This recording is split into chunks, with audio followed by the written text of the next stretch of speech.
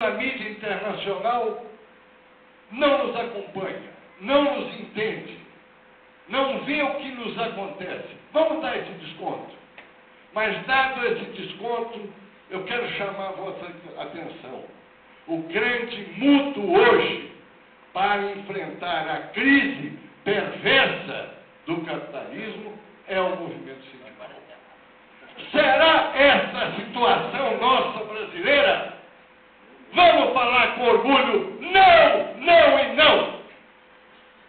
Desde o dia 6 de julho, o movimento sindical brasileiro, e vocês tiveram parte disso, nós fizemos jornadas unitárias, com bandeiras claras e definitivas, numa conjuntura favorável.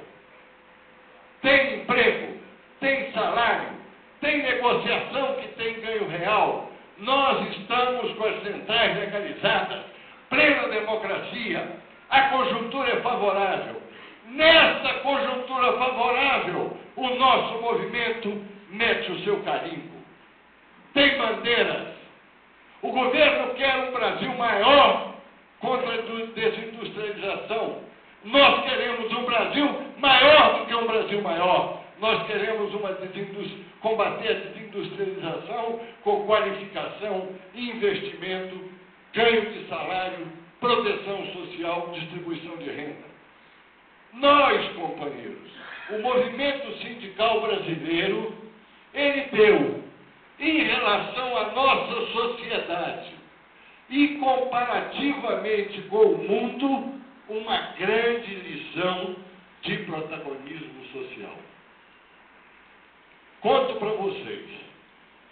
No dia 3 de agosto agora, nós realizamos, como expressão das jornadas de luta determinadas pelo movimento, nós realizamos uma grande passeata em São Paulo.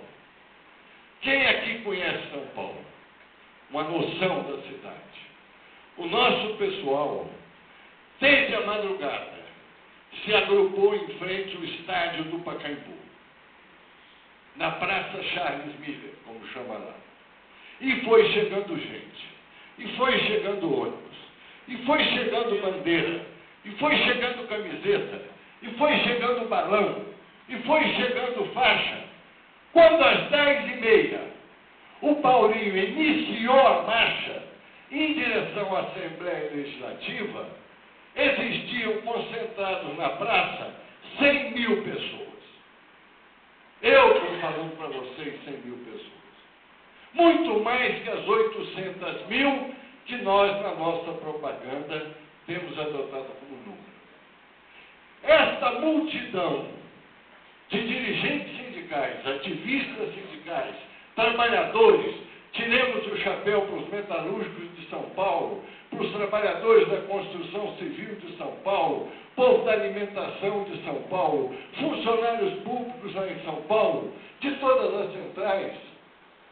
Essa multidão, de maneira organizada, foi seguindo os carros de som Doutor Arnaldo, Avenida Paulista, Eugênio de Lima e Assembleia Legislativa. Quem conhece São Paulo percebe que nós passeamos a multidão pelo coração da metrópole,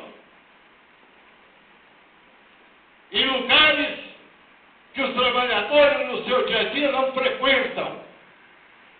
E eu quero perguntar para vocês, com o escrutínio que a mídia adversária fez sobre o evento, para diminuir o seu alcance, mas também para captar qualquer defeito, me digam, quantas vitrines foram quebradas na Avenida Paulista? Nenhuma! Olha em Londres, olha em Santiago do Chile, olha o Japão do Sul, nem uma vitrine quebrada. Companheiro, temos as bandeiras, a nossa pauta unificada, positiva, 40 horas, fim do fator previdenciário, fim da terceirização com quebra de direitos, apoio ao funcionalismo público através da Convenção 151 da OIT, 10% do PIB para a educação, 50% do Fundo Social do Pré-Sal para a educação, reforma agrária, reforma urbana, bandeiras legítimas, 100 mil pessoas, festivas, alegres, reivindicatórias, nem uma vitrine quebrada. Se eu fosse demagogo, eu pediria a vocês agora uma salva de palmas para o movimento sindical brasileiro. Não sou, aplaudiram porque compreenderam o recado. Vocês são dirigentes e nós queremos que cada vez mais o sejam do mais forte movimento social que existe no Brasil. Qual é a característica nova que o movimento sindical tem incorporado à existência das centrais sindicais? A luta coordenada, organizada a partir de central sindical. Assim como a menina gostosa, se me permite falar isso, é objeto de desejo nosso, central sindical sempre foi objeto de desejo dos trabalhadores brasileiros. Depois, porém, em toda a República, toda a história republicana, isso foi interdito proibitório. Não podia ter central.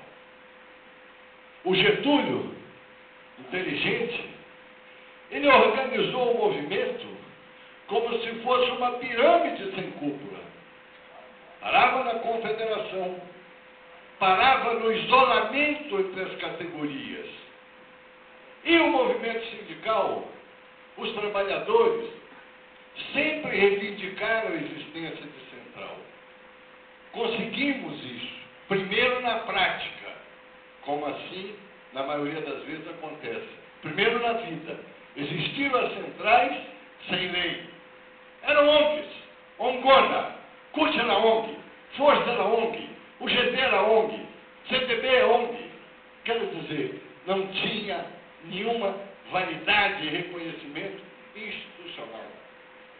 Conseguimos esse reconhecimento à base das marchas a Brasília, pela vitória da nossa política do salário mínimo, porque a hora que nós ganhamos a política do mínimo, nós passamos para a sociedade, para os juízes, deputados, senhores, homens da mídia, a seguinte situação: o movimento sindical brasileiro, através das centrais, luta pelo piso nacional de salário, que é o piso praticado para quem não tem a sua categoria organizada e forte para conseguir o próprio piso.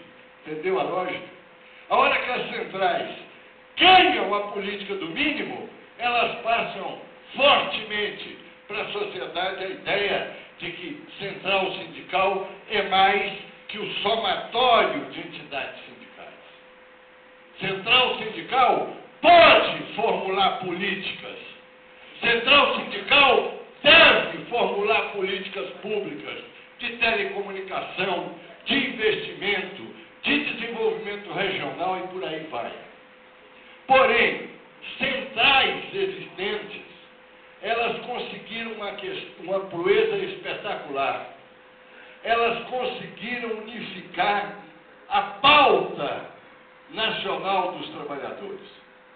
Quando nós reunimos no mesmo Pacaembu, em 1º de junho do ano passado, 30 mil dirigentes para aprovarmos com o CLAT o Programa Nacional dos Trabalhadores, nós aprovamos uma pauta nacional, o mapa da mina das reivindicações. São 250. Se você fizer um checklist, como se diz, você vai ver que todos os